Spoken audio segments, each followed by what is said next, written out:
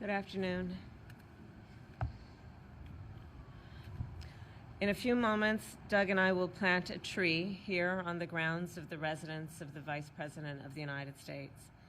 And we dedicate this tree to the 1,200 innocent souls in an act of pure evil on October 7, 2023, who were massacred by Hamas terrorists.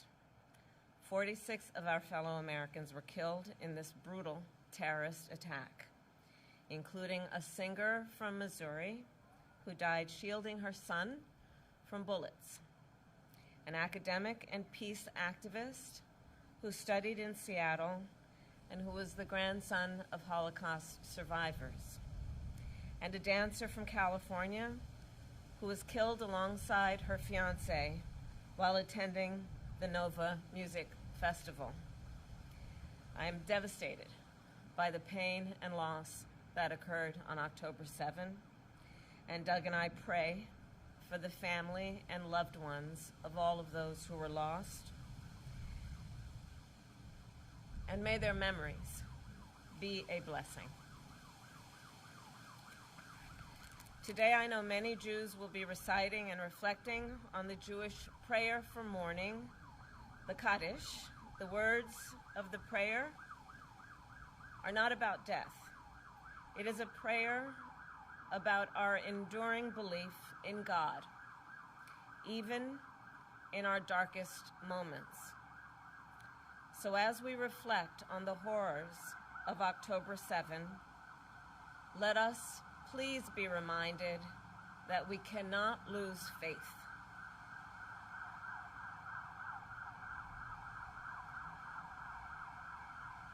The Jewish philosopher, Rabbi Abraham Joshua Heschel, wrote, and I quote, "Religion begins with a consciousness that something is asked of us."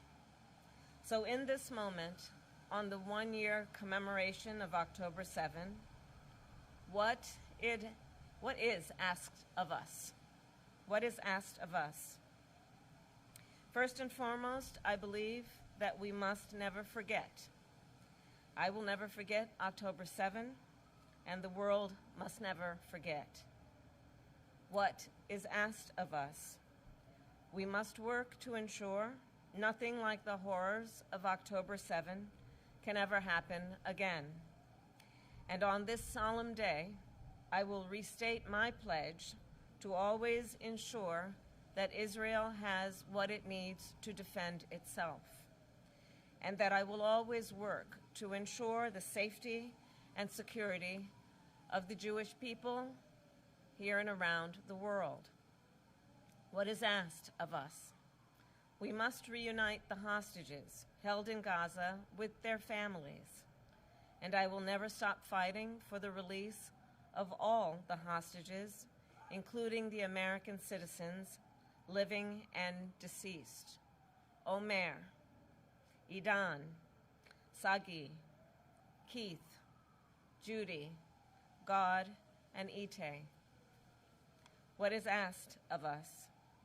We must uphold the commitment to repair the world, an idea that has been passed on throughout generations of the Jewish people and across many faiths. And to that end, we must work to relieve the immense suffering of innocent Palestinians in Gaza who have experienced so much pain and loss over the year.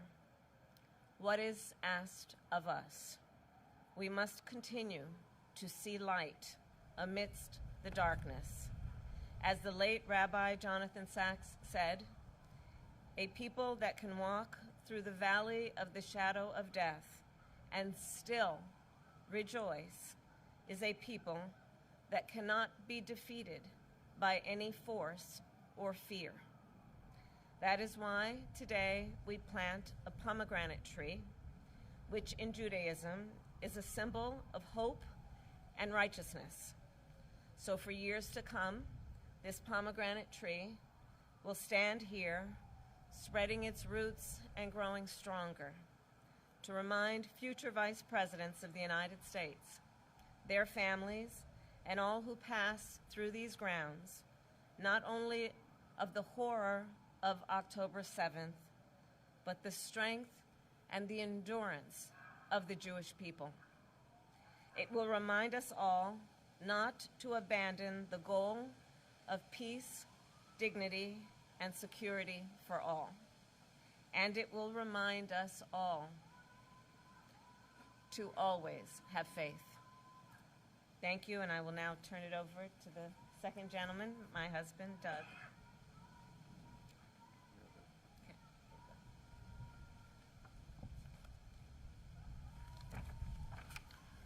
Thank you. As we gather here today on what was the deadliest day for Jewish people since the Holocaust, I am still filled with pain and despair. This is an incredibly challenging day for Jews around the world, myself included. October 7th hit us hard as a community. We are still hurting, and today feels just as raw as it did 1 year ago.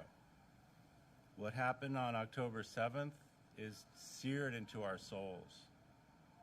I can't stop thinking about the hostages and their families and all of those we've lost over the past year.